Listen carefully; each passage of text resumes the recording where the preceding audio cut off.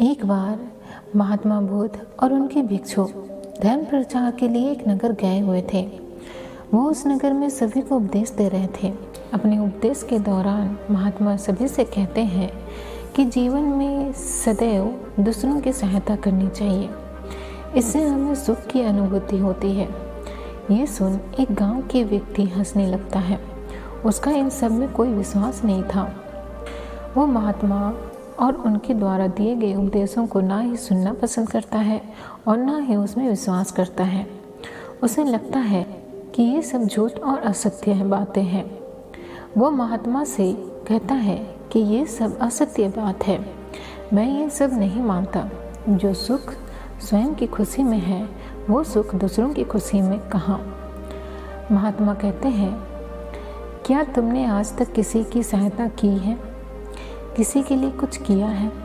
व्यक्ति कुछ नहीं कहता, नहीं किया है ना। तो तुम कैसे कह सकते हो कि ये बात सत्य है या असत्य? एक बार किसी की सहायता करके देखो, उसे खुश करके देखो, तब तुम्हें अनुभव होगा कि जीवन में दूसरों को खुशी देना कैसा लगता है।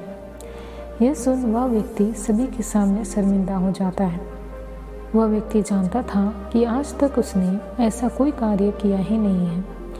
महात्मा सभी को उदाहरण देते हुए एक कथा सुनाते हैं। दोस्तों, इससे पहले कि आप इस कहानी में खो जाएं, वीडियो को लाइक और चैनल को सब्सक्राइब जरूर कर लीजिए, ताकि ऐसे ही अच्छी और महत्वपूर्ण जानकारी आपके पास पहुंचती रहे। एक बार एक गुरु और उनके शिष्य किसी यात्रा से लौट रहे थे।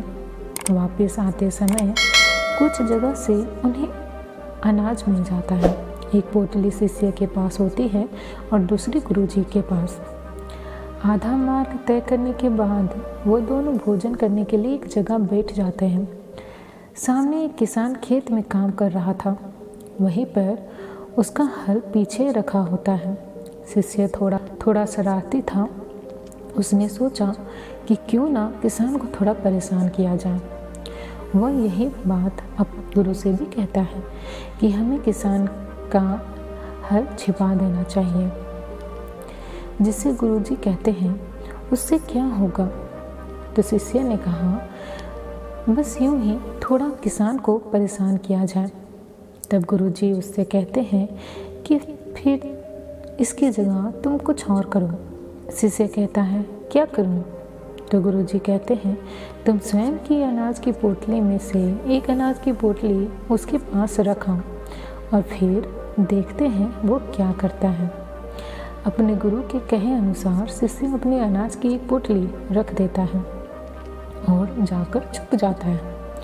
काम करने के बाद जब किसान पीछे मुड़ता है तो अपने हल के पास एक पोटली रखा हुआ दिखता है। वो आस-पास देखता है, लेकिन उसे दिखाई नहीं देता। गुरु और शिष्य वृक्ष के पीछे छिपे होते हैं।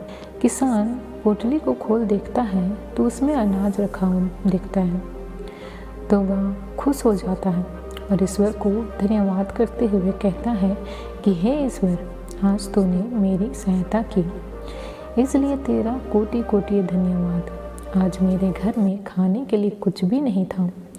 तूने यह अनाज की पोटली देकर मेरी सहायता की। अब इसके द्वारा मैं अपने परिवार का पेट भर पाऊंगा। आपका धन्यवाद। और इतना कहकर वह हल लेकर वहीं से चला जाता है। यह देख गुरु अपने शिष्य से कहते हैं, तो बताओ, तुम्हें किसमें ज़्यादा खुशी की अनुभूति हुई? किसान को खुश देखकर या उसका हल छुपाकर उसे दुखी और परेशान देखकर होती? ये सुन शिष्य कहता है, किसान को खुश देखकर गुरुदेव। तब गुरु ने उसे समझाते हुए कहा कि जो सुख दूसरों को खुशी देकर होती है, वो दूसरों को दुखी और उदास देकर वह सुख नहीं मिलता। जीवन का आनंद दूसरों को खुशी देने में है, ना कि दुख देने में। यह कह शिष्य और गुरु आगे बढ़ जाते हैं।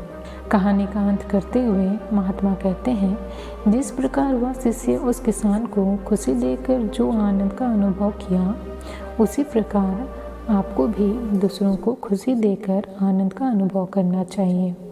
महात्मा के इस उपदेश से उस व्यक्ति को ये एहसास हो जाता है जो आनंद देने में है उससे बड़ा और कोई चीज़ नहीं। इससे बड़ा ना कोई धर्म होगा और ना कोई पुण्य। आप किसी ज़रूरतमंद की सहायता करें।